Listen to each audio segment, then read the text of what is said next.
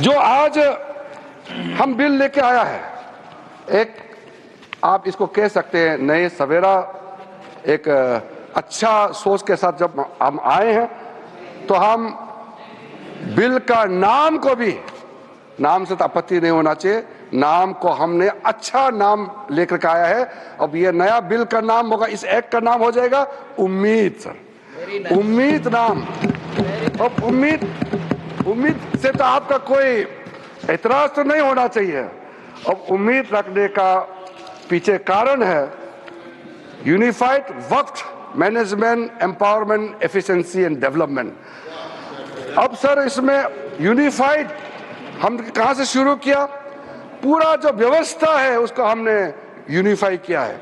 Collector का role से लेकर के सर्वे, रजिस्ट्रेशन, म्यूटेशन, इंक्रोचमेंट और जितना भी जो मैटर है उसको अब पारदर्शिता के साथ जब हमने यूनिफाइड एफर्ट डाला है to overcome the issues which were pending for such a long time, तो इसको हमने यूनिफाइड एफर्ट के साथ में आया है।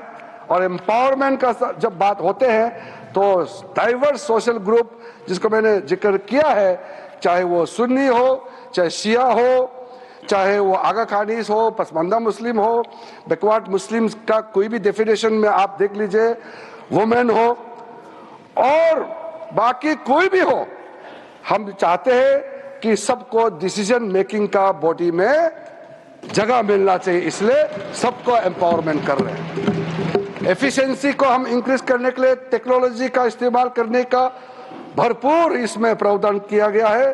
अब सेंट्रलाइज्ड डेटाबेस होगा, डिजिटल पोर्टल होगा जो हमारा मंत्रालय में होगा, जो सारा स्टेट बोर्ड के साथ में लिंक होगा, लाइव होगा। वक्फ प्रॉपर्टी का कंटिन्यूसली रजिस्ट्रेशन, ट्रैकिंग, कंप्लायंस, पूरा मैनुअल अगर गड़बड़ होता है उसका भी ट्रैकिंग करने के लिए, ब्यूरोक्रेटिक डिले हो रहा है, किसके टेबल में डिले हो रहा है उसका भी जांच करने के लिए पूरा व्यवस्था करके हमने एफिशिएंसी को टारगेट दिया है।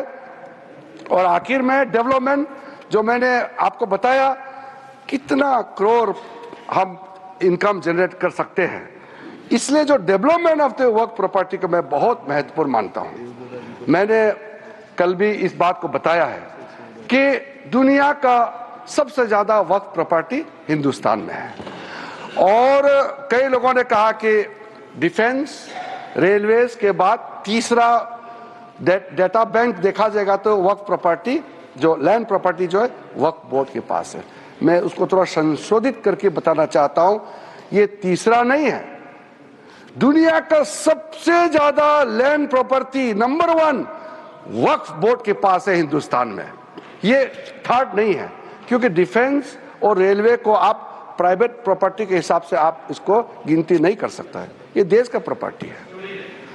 इसलिए जब इतना प्रॉपर्टी हमारा देश में है, इसमें किसी को आपत्ति नहीं होना चाहिए, लेकिन आपत्ति तब होता है जब दुनिया का सबसे ज्यादा प्रॉपर्टी मुसलमानों के नाम में वक्फ प्रॉपर्टी हमारा देश में है और करोड़ों जो हमारे बहनाई हैं, गरीब मुसलमान हैं, उसको कोई फायदा नहीं मिल रहा है इतना प्रॉपर्टी। तो ये प्रॉपर्टी किस काम का, करोड़ों का प्रॉपर्टी। कोई, मैं तो देखा हूं, मैं ये मंत्रालय संभालने का बाद भी और पहले भी कई वक्फ प्रॉपर्टी है या संस्थाएं हैं बाहर में, बहुत गरीब अवस्था में भीख मांगने वाला भी मैंने देखा है। क्यों काम नहीं आ रहा है? अगर सही तरीके से वक्फ प्रॉपर्टी को हम डेवलप करेंगे तो मैं कह सकता हूं अगले 3-4 साल के अंदर में करोड़ों गरीब मुसलमानों का जिंदगी आबाद हो जाएगा। थोड़ा सा अगर आप योगदान करेंगे, सब मिलकर के हम काम करेंगे तो क्यों नहीं कर सकते हैं। इसी मंशा के साथ हम यहाँ आज इस सदन में आए हैं। हमारा टारगेट जो है बहुत ही क्लियर है। 2013 में दूसरा प्रावधान जो चेंज किया था उसको हम लोगों ने क्या बदलाव किया है वो आप भी हमारा समर्थन करेंगे।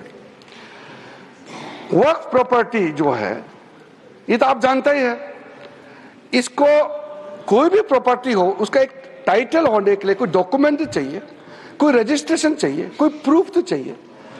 अगर वक्फ बाय यूजर के नाम में अगर हम वर्बली कह देंगे कि इतने साल पहले, 500 साल पहले हमारा बाप दादा या फलाना फलाना ने ऐसे किया था, ये जमीन, ये हमारा वक्फ जमीन है। तो ठीक, आप क्लेम कीजिए, मगर कुछ तो दिखाना पड़ेगा सर।